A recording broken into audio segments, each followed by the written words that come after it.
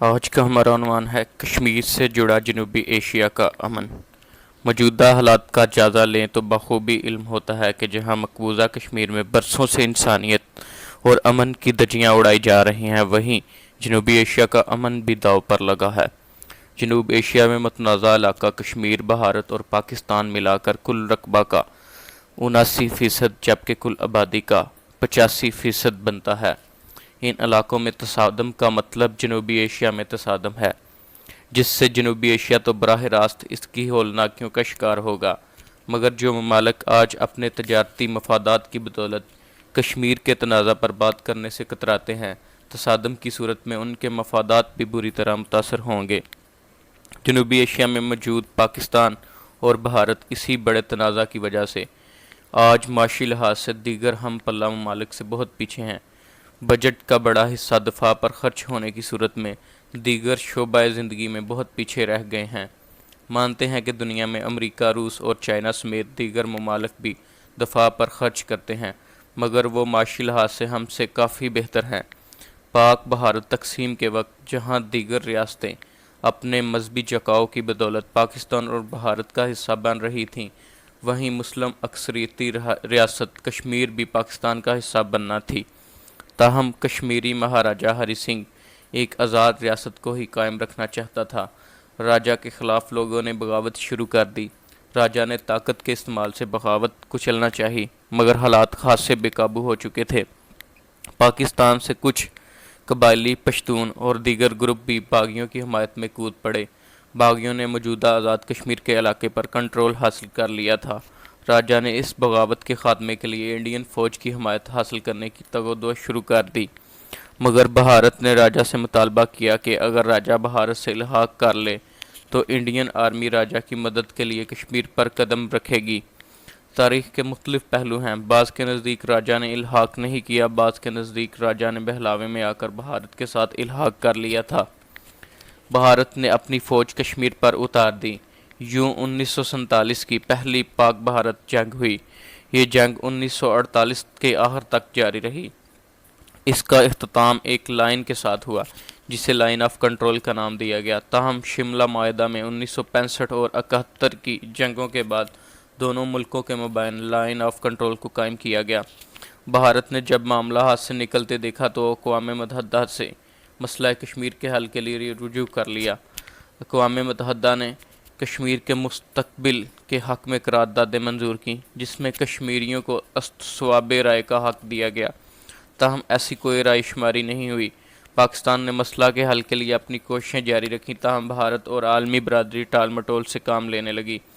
آخری بڑا تصادم 1999 میں کارگل کے علاقہ میں ہوا، جو عالمی کاوشوں کی بدولت ختم ہوا۔ تب سے آج تک لائن آف کنٹرول پر تناؤ جاری ہے۔ پاکستان اور بھارت جموں کشمیر کی مکمل حیثیت کا دعویٰ کرتے ہیں، تاہم چین بھی تیسرے فریق کی صورت میں اس میں شامل ہے۔ ہندوستان 55% علاقہ اور 70% آبادی پر قابض ہے، جس میں جموں، وادی کشمیر، لداخ اور سیاچن گلیشیئر شامل ہے۔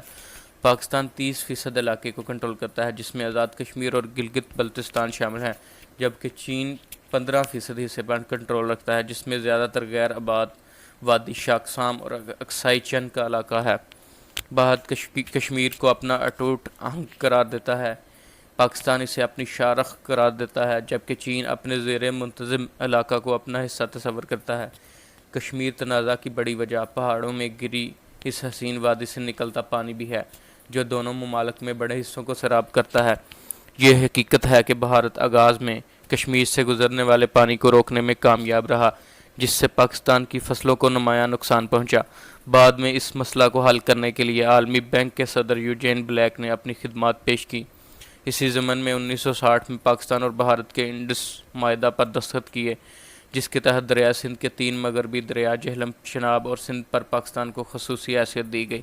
تاہم آبی مسائل اب بھی موجود ہیں جو مستقبل میں بھی تصادم کی وجہ بن سکتے ہیں۔ کشمیریوں کی بات کی جائے تو وہ عالمی برادری سے بہت نالاں ہیں۔ کشمیری پہلے راجاؤں کے ظلم کا شکار رہے، اب بھارتی ظلم سے دوچار ہیں۔ کشمیریوں کا برسوں پہلے آزادی کا مطالبہ آج بھی پوری آب و تاب کے ساتھ جاری ہے۔ آزادی کی اس تحریک میں لاکھوں کشمیریوں کا خون شامل ہے۔ بھارت کی بغاوت کچلنے کی ہر منصوبہ بندی رائے گاں جا رہی ہے۔ ظلم کے اس نہ رکنے والے سلسلے نے کشمیریوں کو مزید پختہ کر دیا ہے۔ آج کشمیری جہاں بھارتی ظلم کا ڈٹ کر مقابلہ کر رہے ہیں، وہی دنیا میں امن کے دعوے داروں کی حقیقت کو بھی عیاں کر رہے ہیں۔ جہاں پاکستان کے وزیر اعظم نے خطے میں امن کی خاطر بھارت سے دوستی کا ہاتھ بڑھایا، مسئلہ کشمیر کے حل کے لیے امریکی صدر ٹرمپ سے درخواست کی، وہیں بھارت کے مثبت رد عمل کے برعکس اپنے اقدامات سے انتہا پسندانہ نیت کو دنیا کے سامنے واضح کر دیا۔ اگست 5 کو بھارتی آئین سے آرٹیکل 370 کے خاتمے سے کشمیر کی خصوصی حیثیت کو ختم کر دیا گیا۔